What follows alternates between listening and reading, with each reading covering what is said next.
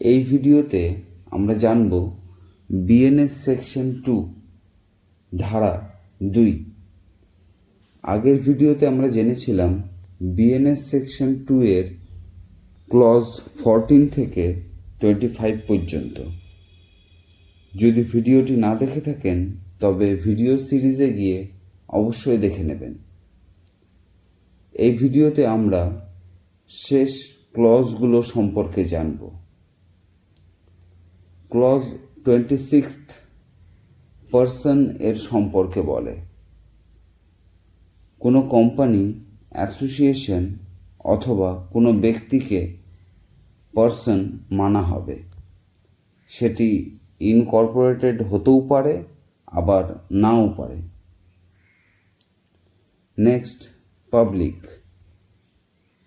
যে কোনো ধরনের ক্লাস বা সম্প্রদায়ের লোকজনকেই পাবলিক বলা হবে। Next, public servant. কোনো কমিশনড অফিসার, আর্মি, নেভি, এয়ারফোর্সের, তাকে পাবলিক সার্ভেন্ট বলা হবে।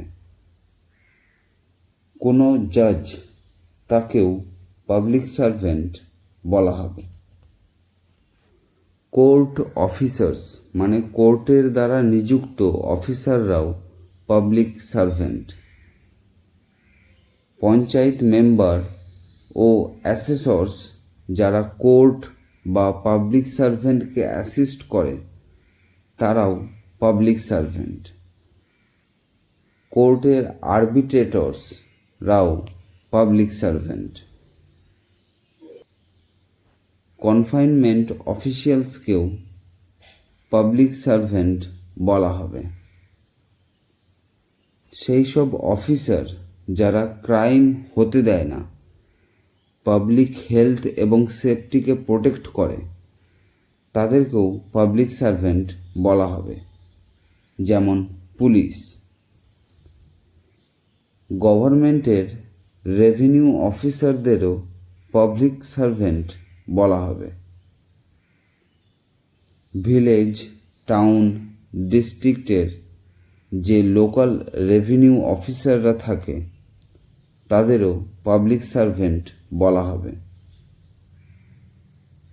সব ধরনের ইলেকশনস অফিসারদেরও পাবলিক সার্ভেন্ট বলা হবে।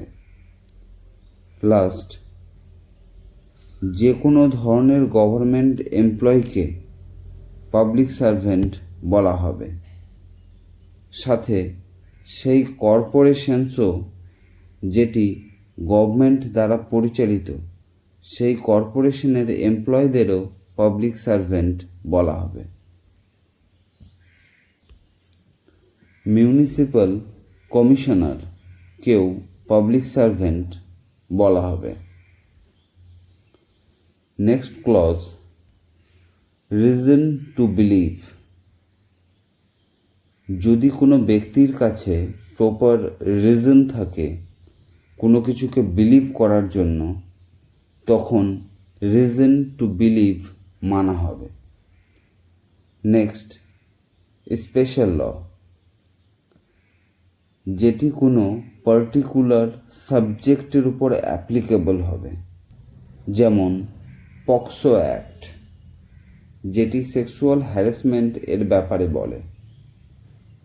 নেক্সট, ভ্যালুয়েবল সিকিউরিটি মানে কোনো এমন ডকুমেন্ট বা জিনিস যার দ্বারা আপনি কাউকে লিগ্যাল রাইট দিচ্ছেন, যেমন আপনি কারো নামে চেক দিচ্ছেন, মানে আপনি কাউকে লিগালি রাইট দিচ্ছেন পেমেন্ট নেওয়ার জন্য, তাই চেক একটি ভ্যালুয়েবল সিকিউরিটি।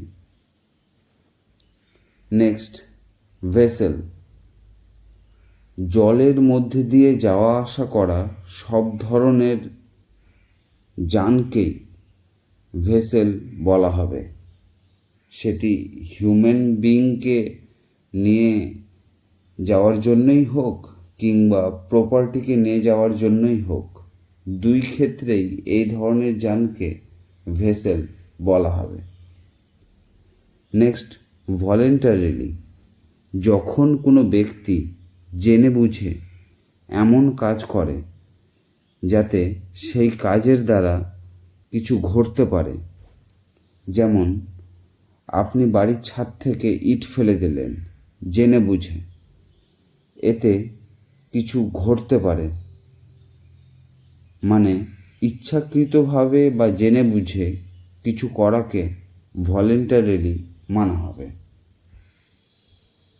নেক্সট, উইল, মানে যে কোনো ধরনের ইচ্ছাপত্র, যেমন আমরা দেখি বাড়ির বড়রা উইল বানায় সম্পত্তিকে নিয়ে, কাকে দেবে কাকে দেবে না তার ইচ্ছা অনুসারে। নেক্সট, ওম্যান, যে কোনো বয়সের মহিলাকেই ওম্যান বলা হবে। নেক্সট, রংফুল গেইন, মানে ইল্লিগালভাবে আপনি এমন কোনো প্রপার্টি পেয়েছেন যার উপর আপনার অধিকার নেই, তাকে রংফুল গেইন বলা হবে। নেক্সট, রংফুল লস, মানে আপনার এমন কোনো প্রপার্টি হারিয়ে গেছে যার উপর আপনার লিগালি অধিকার ছিল, তাকে রংফুল লস বলা হবে। নেক্সট রয়েছে গেইনিং রংফুলি অ্যান্ড লুজিং রংফুলি, যখন কোনো ব্যক্তি নিজের কাছে এমন প্রপার্টিকে রাখে যেটি লিগালি তার হওয়া উচিত না, মানে রংফুলি গেইন করেছে। অন্যদিকে কোনো ব্যক্তিকে এমন প্রপার্টি থেকে দূরে রাখা হয়েছে যার উপর তার লিগালি রাইট আছে, তাকে লুজিং রংফুলি বলা হবে। লাস্ট ক্লজে বলা হয়েছে, যদি পুরো বিএনএসের মধ্যে এমন কোনো ওয়ার্ড পাওয়া যায় যেটি ডিফাইন করা হয়নি, কিন্তু আইটি অ্যাক্ট বা অন্য কোনো অ্যাক্টে সেটিকে ডিফাইন করা আছে, তখন সেই ওয়ার্ডের মানে সেটিই হবে যেটি আইটি অ্যাক্ট বা অন্য কোনো অ্যাক্টে ডিফাইন করা হয়েছে।